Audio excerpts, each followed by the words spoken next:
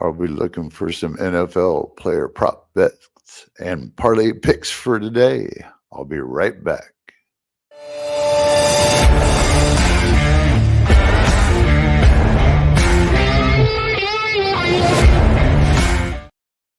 Hello, NFL defensive fans. My name is Gary, aka the IDP Tipster, and I'm here to offer up some really deep NFL player prop bets and parlay picks that I like to put together. I am a sack related fella. I like the big guys coming off the edge and getting after the quarterback. So, with that said, we're going to get right to it.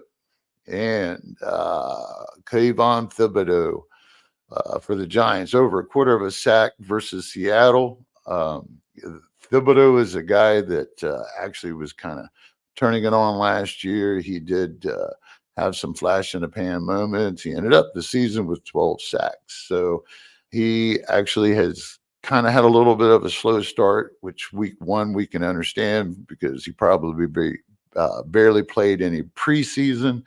And I'm sure that it took him a moment to go ahead and kick it in because after he has recorded something like 10 tackles, 5 QB hits, and just see some 3 tackles for a loss. But again, he's just kind of warming up because he's coming off a sack and a half in the last 2 games. So even though Seattle's offensive line isn't terrible, allowing production off the edge, there is one fact, and that is Geno Smith. He has been sacked 3 times in the last 3 games and 11 times on the season. And we actually like to pick on this. So that's that kind of a theme. There are quarterbacks and offensive lines that kind of work together or work in tandem to give these kind of numbers up. And these are some of the higher numbers. And we're going to play the averages to go to make some money on these really plus side odds, which again, these are a little on the deeper side. There's a reason that Vegas puts these numbers there. But anyhow, I'm going to go ahead and go with Thibodeaux, especially knowing that, well, from what I understand, they're Malik neighborless, as I like to say. They don't have them. So I expect there's probably going to be some extra defensive snaps, which they are actually, already, like I believe in the top 12 at the moment. If I remember, it was top 10 or 12. But anyways, we're going to move on. That is our first pick, Thibodeaux, over a quarter of a sack versus Geno Smith in Seattle. So we're going to go ahead and roll with that. He can get that. I really like the Giants' offensive or defensive line front. I mean, these guys are all really solid guys. You got Dexter Lawrence, you got Brian Burns coming off the other edge. And I'm going to mention Brian Burns probably has a decent bet on him too. But he hasn't generated quite the pressure yet that Thibodeaux has been able to get the last couple of games. So I'm going to go that way. I didn't necessarily suggest Burns as a pivot in that situation. But I guess he could be, and I like the matchup enough that I think what I'm doing here is I'm leaning the talent of Thibodeaux versus what Seattle's going to give up to begin with, and then I'm kind of putting Burns down just a notch. So. But either way, Burns could probably get in there when you got 3 going on a game anyways. They might be able to pull off 4, to tell you the truth. For the fact is, this is a good defensive line in the front. That's not the Giants' problem. So let's swing down south to Emmanuel Ogbah, over a quarter of a sack versus the Patriots. That's at plus 165. And if I didn't mention it, which I probably didn't, Thibodeaux is at plus 120 at that quarter of a sack. So back to Ogbah, who is over a quarter of a sack at plus 165 for this parlay pick. Going deep, 3 of them. All right. So you might know Ogbah from a few years ago. He was actually their number 1 overall dude off the edge rusher.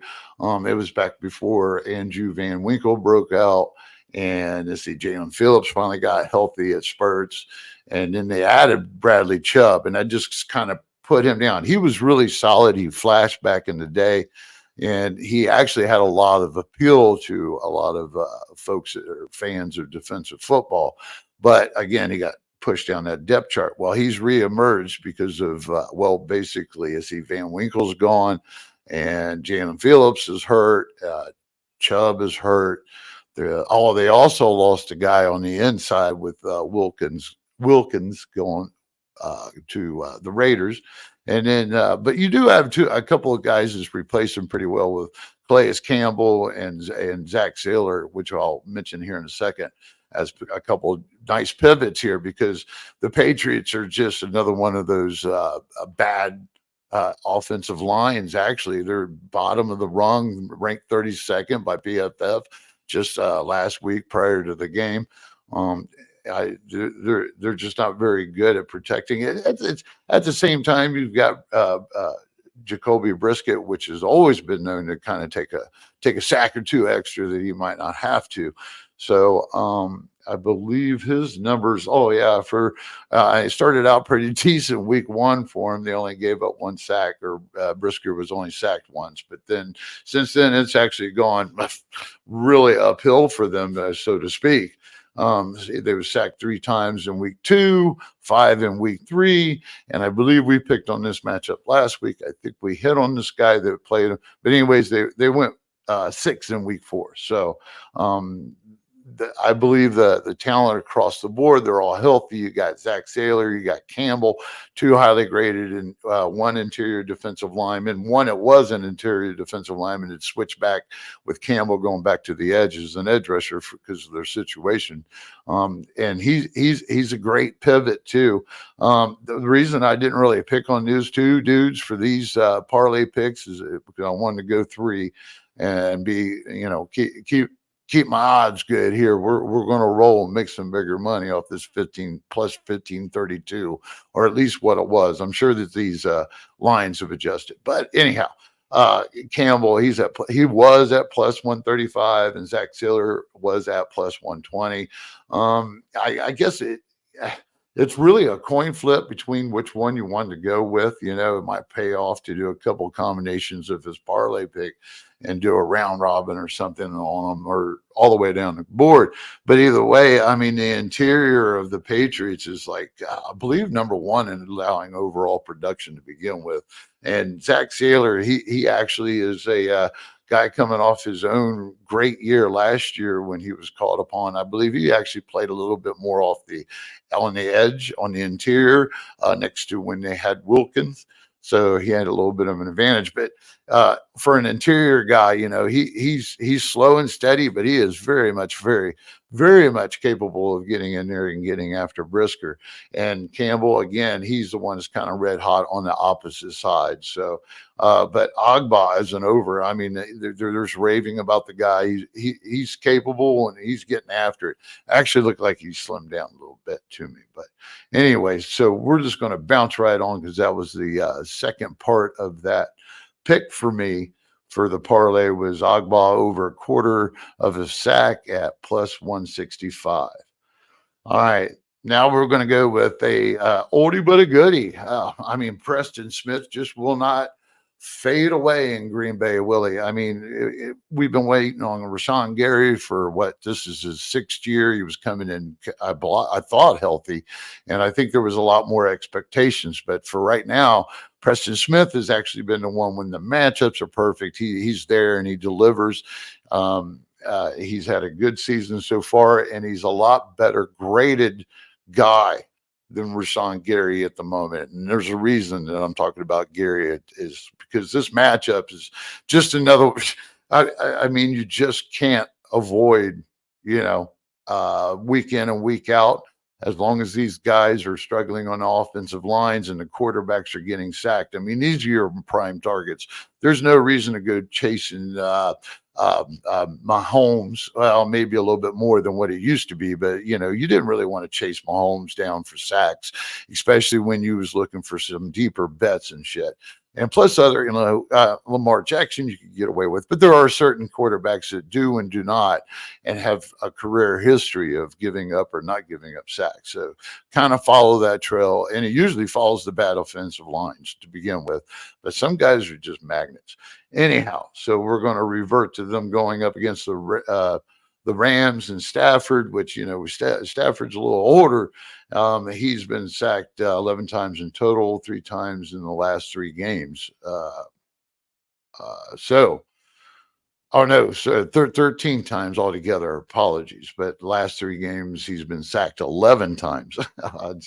And the injuries have mounted over the last few weeks for this Rams offensive line, which I think was by PFF was around that 28th or 29th. I know they weren't in the top 25, so I have no problem thinking that right now a above par graded Preston Smith can't get in there. And get this. Now I mean mentioning how many times we're talking about sacks, so there's only going to be so many sacks going around.